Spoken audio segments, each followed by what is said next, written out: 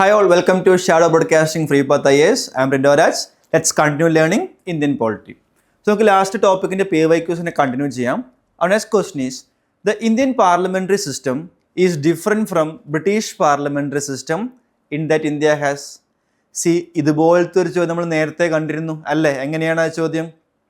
As regarding legislation, British parliament is supreme or sovereign. Indian parliament എന്താണ്? Limited ആണെന്ന് പറയുന്നു അല്ലേ?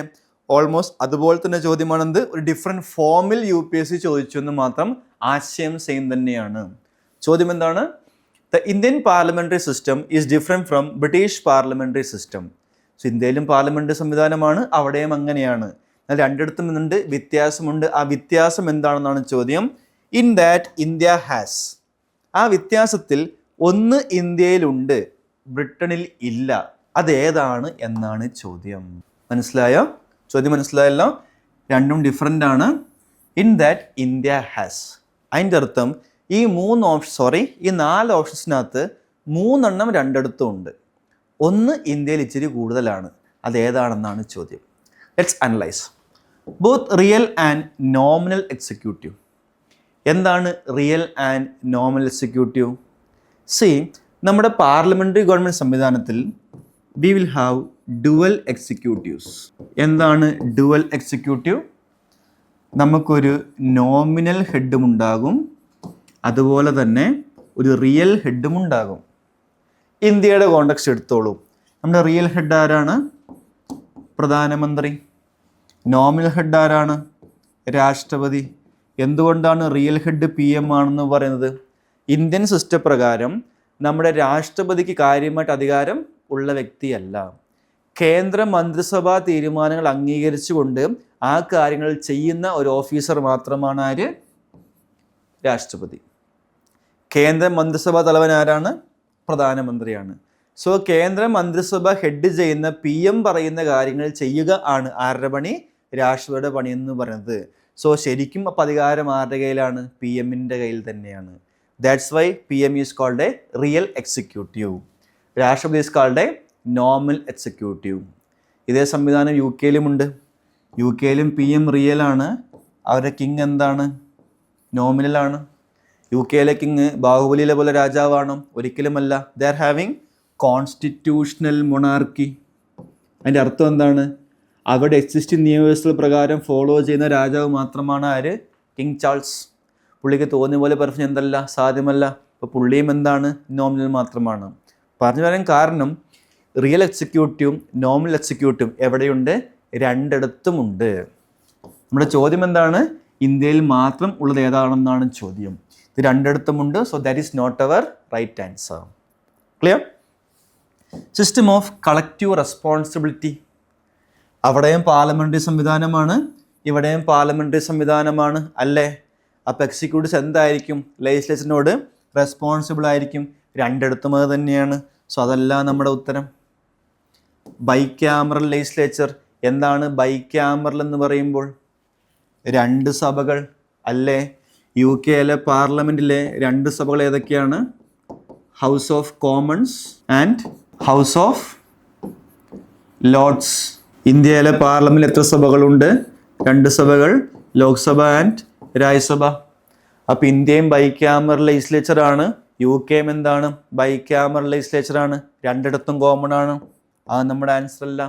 The answer is system of judicial review. എന്തുകൊണ്ടാണ് judicial review ഇന്ത്യയിൽ ഉണ്ടെന്ന് പറയാൻ കാരണം? UK യിൽ എന്ത് കോൺസ്റ്റിറ്റ്യൂഷനാണ്? അൺറിട്ടൺ കോൺസ്റ്റിറ്റ്യൂഷനാണ് അല്ലേ? അപ്പോൾ എന്ത് സംഭവിക്കുന്നു? പാർലമെൻ്ററി നിയമങ്ങൾ കൺസിഡർഡ് ടു ബി വാലിഡ്. അവിടെ കോടതിക്ക് ഇടപെടാൻ എന്തല്ല, സാധ്യമല്ല. ഇന്ത്യയിൽ എങ്ങനെയാണോ? നമ്മുടെ പാർലമെൻ്ററി നിയമങ്ങളാണെങ്കിൽ പോലും കോടതിക്ക് എന്ത് സാധ്യമാണ്? ജുഡീഷ്യലി അത് റിവ്യൂ ചെയ്യാൻ സാധ്യമാണ്. ഭരണഘടനാ പ്രകാരം ശരിയാണോ തെറ്റാണോ പ്രഖ്യാപിക്കാൻ സാധ്യമാണ് അല്ലേ? അതെവിടെയില്ല? UK യിലില്ല. Why? They are having unwritten constitution. But we are having a written constitution. The constitution is supreme authority. That's why D is the right answer. Which of the following is not explicitly stated in the Constitution of India but followed as a convention? എന്താണ് convention? ഓർമ്മയുണ്ടോ? What is convention? or what is കീഴ്വഴക്കം? or what is parliamentary കീഴ്വഴക്കം? ഭരണഘടനയോ written നിയമങ്ങളോ വ്യക്തമായിട്ട് ഇന്ന സാഹചര്യത്തിൽ എന്ത് ചെയ്യണമെന്ന് പറയാത്ത സാഹചര്യത്തിൽ നമ്മളൊരു ഭരണ അവസ്ഥ മുന്നോട്ട് കൊണ്ടുപോകുന്നതിൻ്റെ ഭാഗമായിട്ട് കുറേ വർഷങ്ങളായിട്ട് എന്തോ ചെയ്തു പോകുന്ന രീതി is what mean by parliamentary convention. അങ്ങനെയാണെങ്കിൽ നമ്മൾ ഈ പറഞ്ഞിരിക്കുന്ന ABCDനകത്ത് ഒരു കൺവെൻഷനായിട്ട് ഫോളോ ചെയ്യുന്നത് ഏതാണ് എന്നാണ് ചോദ്യം ചോദിച്ചിരിക്കുന്നത്. Clear? See the first statement. The finance minister is to be a member of lower house. എന്താണ് ലോവർ ഹൗസ്? നമ്മുടെ ലോക്സഭയാണ്. അപ്പോൾ എന്തായിരിക്കും അപ്പർ ഹൗസ്? നമ്മുടെ രാജ്യസഭയാണ്. നമ്മൾ ലോക്സഭേനെ ലോവർ ഹൗസ് എന്നും പറയുന്നു, രാജ്യസഭേനെ അപ്പർ ഹൗസ് എന്നും പറയുന്നു. സോ കേന്ദ്ര ധനകാര്യ മന്ത്രി ലോക്സഭ അംഗമാകണമെന്ന് നമ്മൾ കൺവെൻഷനായിട്ട് ഫോളോ ചെയ്യുന്നുണ്ടോ? ഒരിക്കലുമില്ല. നമ്മുടെ ഏത് മന്ത്രി ആയിക്കോട്ടെ, ലോക്സഭാ അംഗമോ രാജ്യസഭ അംഗമായാൽ മതി, ഇന്ന സഭക്കാരനോ കാര്യമാകണം എന്നൊരു നിർബന്ധവും അല്ലെങ്കിൽ ഒരു കൺവെൻഷൻ നമ്മൾ എന്ത് ചെയ്യുന്നില്ല, ഫോളോ ചെയ്യുന്നില്ല. So A is not our right answer. The PM has to resign if he loses majority in the lower house. ശരിയല്ലേ? എങ്ങനെയാണ് മെജോറിറ്റി ലോസ് ആവുക? അവിശ്വാസ പ്രമേയം പാസ്സാകുമ്പോൾ. സോ ലോക്സഭയിൽ അവിശ്വാസ പ്രമേയം പാസ്സാവുകയാണെങ്കിൽ പ്രധാനമന്ത്രി രാജിവെക്കണമെന്ന് എവിടെയും ഭരണഘടന പറഞ്ഞിട്ടില്ല എങ്കിൽ പോലും പ്രധാനമന്ത്രി എന്ത് ചെയ്യുന്നതായിരിക്കും? He submit resignation. We followed as a convention.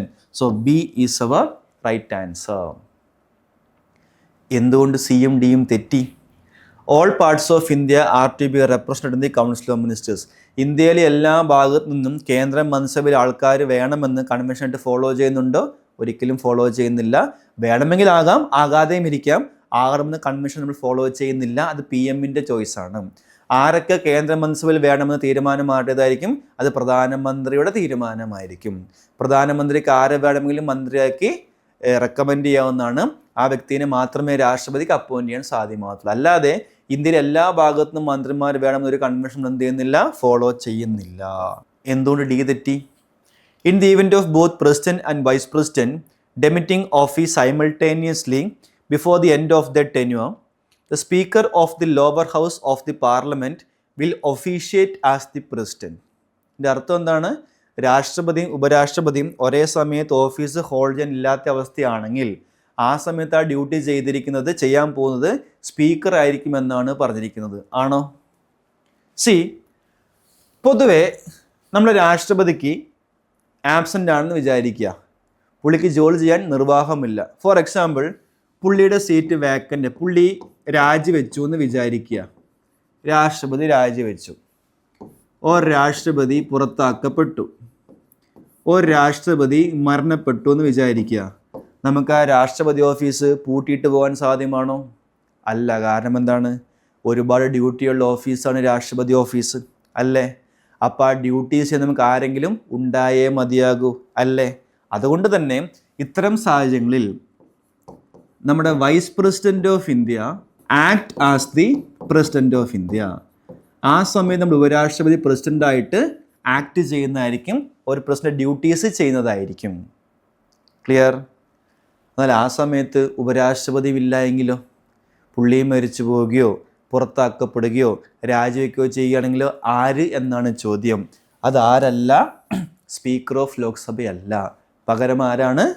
Chief justice of ഇന്ത്യയാണ്. ഇന്ത്യയിലെ ഏത് പ്രധാനപ്പെട്ട ഓഫീസും കൈകാര്യം ചെയ്യാൻ നമുക്ക് ആൾക്കാരുണ്ടായേ മതിയാകൂ. രാഷ്ട്രപതി ഇല്ല എന്ന് പറയുമ്പോൾ നമുക്ക് ഓഫീസ് പൂട്ടിടാൻ സാധ്യമല്ല.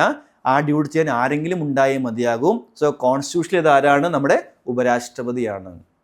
ഉപരാഷ്ട്രപതി ഇല്ലെങ്കിൽ ആ ഡ്യൂട്ടി ആര് ചെയ്യണം? നമ്മുടെ സുപ്രീം കോടതി ചീഫ് ജസ്റ്റിസ് ആയിരിക്കും പ്രസിഡൻ്റായിട്ട് ആക്ട് ചെയ്യുന്നത്. അങ്ങനെയാണെങ്കിൽ ചീഫ് ജസ്റ്റിസ് ഓഫ് ഇന്ത്യയും ഇല്ലെങ്കിലോ? ചീഫ് ജസ്റ്റിസ് ആണ് ചീഫ് ജസ്റ്റിസ് ഓഫ് ഇന്ത്യ. പുള്ളിയും ഇല്ലെങ്കിലോ? Under that circumstances the senior most judge of Supreme Court available act as the President of India. Chief justice of ഇന്ത്യയും ഇല്ല എങ്കിൽ സുപ്രീം കോർട്ടിലെ അടുത്ത സീനിയർ മോസ്റ്റ് ജഡ്ജ് ആയിരിക്കും രാഷ്ട്രപതിയായിട്ട് പെർഫോം ചെയ്യുന്നത്. Senior most എന്ന് പറയുമ്പോൾ ഏറ്റവും പ്രായം കൂടിയ ആൾ എന്നല്ല അതിൻ്റെ അർത്ഥം.